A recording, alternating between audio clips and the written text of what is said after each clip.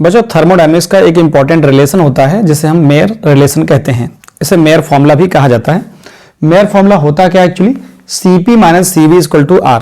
यहाँ पे Cv क्या है, specific heat of gas at constant pressure होती है, और Cv क्या होता है, specific heat of gas at constant volume. और जो दोनों का डिफरेंस है वो गैस कांस्टेंट R के इक्वल होता है। यहाँ पर यह समझना जरूरी है कि ये जो Cp और Cv दोनों में बड़ा कौन है। अब इसको थोड़ा सा लॉजिकली बात करते हैं। Cp क्या है, जब आप किसी गैस को कुछ अमाउंट ऑफ हीट देते हो, जब आप Q अमाउंट ऑफ हीट या कुछ अमाउंट ऑफ हीट किसी गैस को या किसी सिस्टम को देते हैं, तो वो जो गैस दी जा रही है सिस्टम को, वो जो एनर्जी जो हीट आप सिस्टम को दे रहे हो वो दो चीजों में यूज होती है, एक तो वर्क डन में और इंटरनल एनर्जी में। इंटरनल एनर्जी मतलब टेम्परेचर राइज होने में। लेकिन जब आप कुछ हीट या Q हीट देते हो सेम अमाउंट ऑफ गैस को, तो वो सारी एनर्जी, वो सारी हीट एट कांस्टेंट वॉल्यूम पर कहां जाती है, सिर्फ और सिर्फ इंटरनल एनर्जी इंक्रीज करने में जाती है। मतलब क्या, सिर्फ टेम्परेचर बढ़ाती है। तो अब आपको थोड़ा सा आइडिया मिल गया बच्चों कि जब आप कांस्टेंट वॉल्यूम पर किसी सिस्टम को, किसी गैस को हीट देते हो, तो सिर्फ और सिर्फ गैस का टेम्परेचर बढ़ता है, गैस की इंटरनल एनर्जी बढ़ती है। इसका मतलब है गैस का इंटरनल एनर्जी बढ़ना, गैस का टेम्परेचर बढ़ना जल्दी हो जाता है। लेकिन अगर उसी गैस को हम कांस्टेंट प्रेशर पर हीट देना शुरू करते हैं तो मुझे ज्यादा हीट देनी पड़ती है। क्यों? क्योंकि यहां पर गैस की इंटरनल एनर्जी बढ़ती है और साथ ही साथ गैस वर्क डन भी करती है। अब समझते हैं कैसे। पहले इसका एक फिगर देखिए। ये हमारे पास एक पिस्टन है या सिलेंडर है और उसके अंदर गैस इनक्लोज्ड है, ठीक है। ये मैंने एक फिगर ड्रा कर दिया।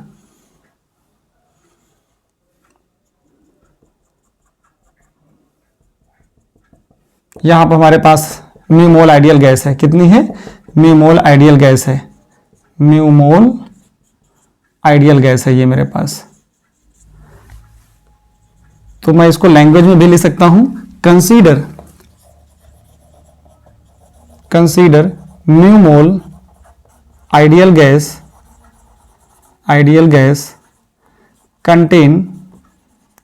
contained in a cylinder at pressure P and temperature T। Pressure P है और टेम्परेचर T पर इस सिलेंडर में गैस को, म्यू मोल गैस को रखा गया है, ठीक है। अब यहां पर म्यू मोल गैस को ही मुझे एक बार हीट देनी है, कि अमाउंट ऑफ हीट देनी है। कब देनी है? कांस्टेंट वॉल्यूम पर देनी है। फिर Q अमाउंट ऑफ हीट को, Q अमाउंट ऑफ हीट देनी है उतने ही अमाउंट गैस की, जितना अमाउंट गैस का कांस्टेंट वॉल्यूम पे लिया है उतना ही अमाउंट गैस का मैं लेने वाला हूं कांस्टेंट प्रेशर पर। मतलब मैं गैस का अमाउंट नहीं चेंज कर रहा हूं, मैं केवल गैस को देने वाली हीट के अमाउंट की बात कर रहा हूं कि कब कम देना पड़ेगा, कब ज्यादा देना पड़ेगा। तो यहां पर हमारे पास ये यहां पर सिस्टम है। सिस्टम मतलब गैस है जो इस सिलेंडर के अंदर इनक्लोज्ड है। अब यहां से मैंने क्या दिया, यहां से मैंने इसको हीट दे दी। हीट देने मतलब Q अमाउंट ऑफ हीट दी जा रही है।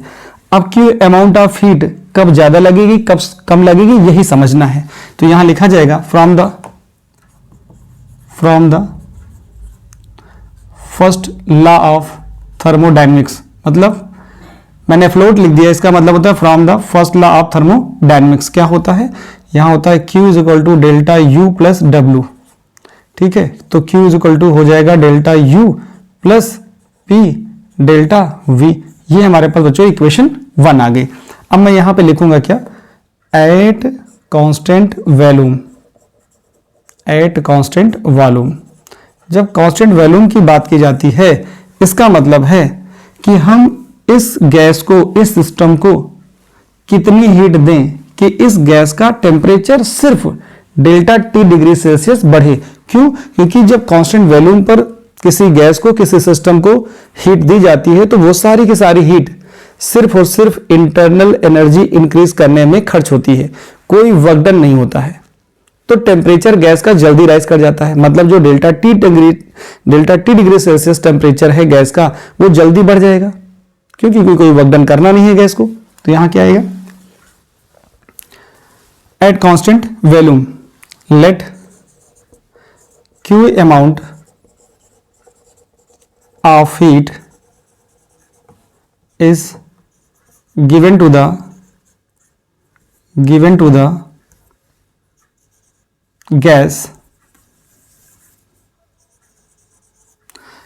let q amount of heat is given to the gas of mu mole, given to the mu mole of gas, given to the mu mole gas at constant volume to increase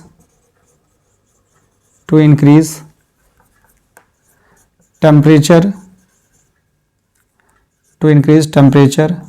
of gas by delta T. कितना temperature बढ़े gas का, मैंने कितनी heat the, Q amount of the, कि gas का सिर्फ और सिर्फ टेम्परेचर कितना बढ़े, डेल्टा टी डिग्री सेल्सियस बढ़े।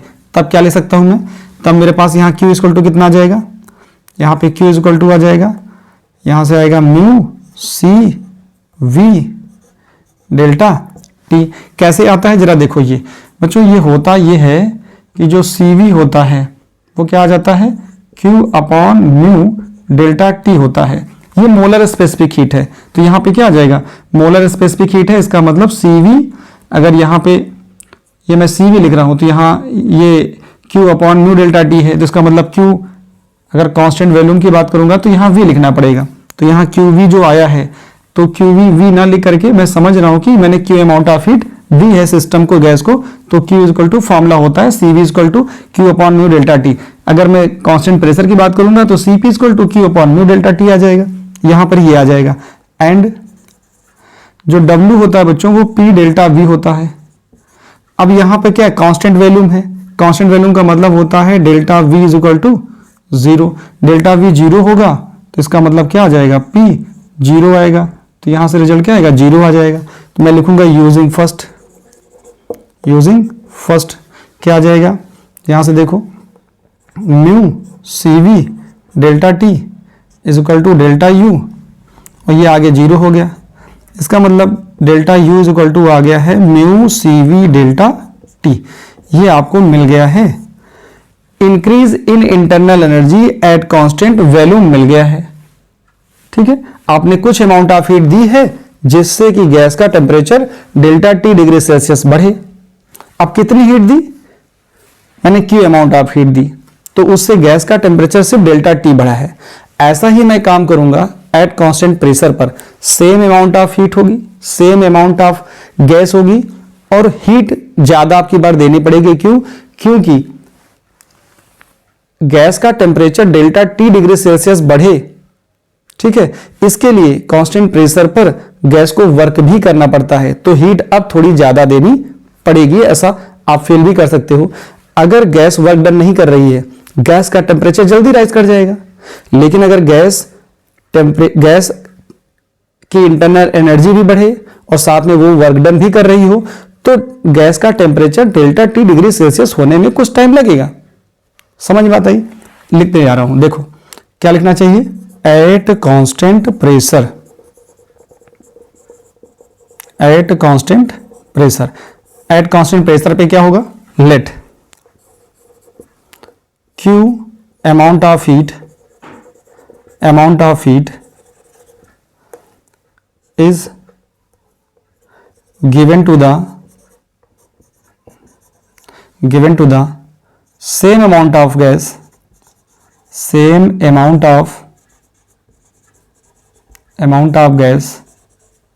to increase the temperature by delta T degree Celsius at constant pressure. ये आ गया। इसका मतलब होगा यूजिंग फर्स्ट। हमारे पास अब रिलेशन क्या आ जाएगा, मैं लिखने जा रहा हूं तो क्या Q इक्वल टू कितना आएगा, जैसे कांस्टेंट वॉल्यूम पे था तो इससे लिखा मैंने देख करके, अब कांस्टेंट प्रेशर पे है तो क्या आएगा, म्यू Cp डेल्टा T। देखो सेम अमाउंट ऑफ गैस है, अब उसको हीट ज्यादा देनी पड़ रही है, पता चल रहा है, क्योंकि अगर सिर्फ इंटरनल एनर्जी बढ़ती तो जल्दी गैस का टेम्परेचर जल्दी बढ़ जाता, लेकिन अब की बार गैस काम भी कर रही है और टेम्परेचर भी बढ़ाना है तो ज्यादा हीट देनी पड़ेगी, इसलिए Cp की वैल्यू ज्यादा होती है Cv से। तो Q equal to mu Cp delta T आ गया, एंड W इक्वल टू क्या होगा बच्चों, P डेल्टा V होगा। क्या होगा, P डेल्टा V। अब यहां जरा देखो, यहां थोड़ा चेंज करना है। कैसे, आपको लिखना है सिंस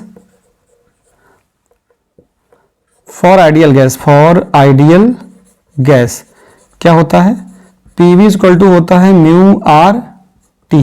क्या होता है, प्रेशर कांस्टेंट है तो चेंज किस में करेंगे, वॉल्यूम में करेंगे, तो क्या आ जाएगा ये P delta V is equal to mu gas का अमाउंट है, R गैस कांस्टेंट है तो T में चेंज होगा, ये आ जाएगा। इसका मतलब है जहां P डेल्टा V लिखा है वहां म्यू R डेल्टा T लिखा जा सकता है। नाउ यहां लिखा जाएगा यूजिंग रिलेशन फर्स्ट। इस फर्स्ट रिलेशन को देखोगे तो Q की जगह पे क्या आएगा, यहां की वैल्यू ये आएगी म्यू Cp डेल्टा T, और फिर डेल्टा U ही रहेगा। क्यों डेल्टा U रहेगा समझना है, इसलिए डेल्टा U रहेगा, डेल्टा U में चेंज नहीं आएगा, क्योंकि दोनों ही केसेस में आपने गैस का टेम्परेचर डेल्टा T ही बढ़ाया है, और गैस की जो इंटरनल एनर्जी होती है बच्चों वो सिर्फ और सिर्फ टेम्परेचर पर डिपेंड करती है। कांस्टेंट वॉल्यूम पर भी आपने टेम्परेचर डेल्टा T बढ़ाया है गैस का, कांस्टेंट प्रेशर पे भी गैस का temperature same amount of gas का temperature delta T degree Celsius बढ़ाया है। इसका मतलब है कि इंटरनल एनर्जी में कोई चेंज नहीं आएगा। तो ये आ गया, प्लस जहां पे लिखा है P डेल्टा V, आप क्या लिख सकते थे, यहां से ऐसा लिखा जा सकता था W इज इक्वल टू ये आ जाएगा कितना, P डेल्टा V की जगह पे क्या लिख सकते थे म्यू R डेल्टा T। ये आप यहां देखो ये ऐसा आएगा, वो वैल्यू यहां पे आप पुट कर दोगे तो क्या आ जाएगा, यहां से आ जाएगा म्यू R डेल्टा T आ गया। अच्छा अब देखो ये रिलेशन आपके पास 2 है, ये रिलेशन आपके पास 3 आ गया। तो रिलेशन सेकेंड और थर्ड से देखो डेल्टा U दोनों से इक्वल कर लीजिए। जैसे ही इक्वल करेंगे तो क्या मिलेगा, मैं देखो यहां पे लिखने जा रहा हूं, इस फिगर को हटा देता हूं, ठीक है।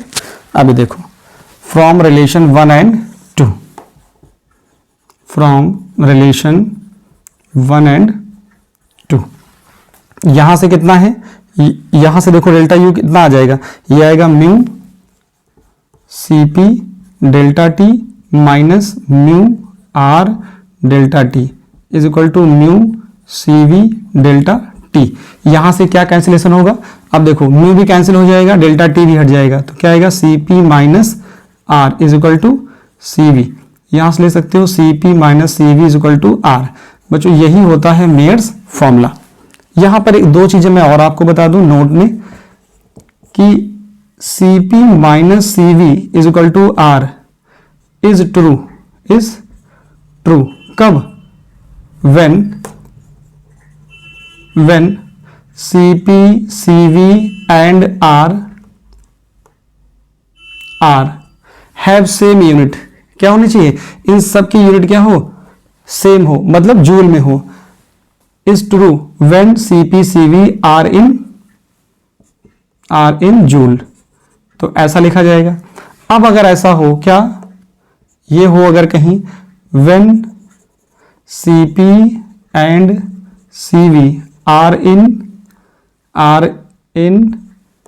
Calorie per mole kelvin and R in joule per mole kelvin, अगर ऐसा हो तब ये रिलेशन सही नहीं होगा, तब आपको लिखना पड़ता है Cp minus Cv is equal to R by J. क्या लिखना पड़ता है, R बाई जे होता है, where J is equal to होता है 4.2 जूल पर मोल, जूल पर केल्विन होता है। क्या होता है, जूल पर केल्विन होता है। तो बच्चों ये चीज ध्यान रखनी है, ठीक है। यहां पर जे की जब ये Cp और Cv कैसे होंगे, ये होंगे कैलोरी पर मोल केल्विन में, और R दिया जाए जूल पर मोल केल्विन में, उस कंडीशन पे आप Cp minus Cv equal to R नहीं लिखेंगे। क्या लिखेंगे? Cp minus Cv is equal to R by J। तो होपफुली बच्चों आपको ये कंसेप्ट भी फॉर्मूले का आपको अच्छे से डिटेल में समझ में आ गया होगा। इसे स्क्रीन को पॉज करके नोट डाउन भी कर लीजिए। आपको समझ में आ गया तो दूसरों को शेयर भी करना है।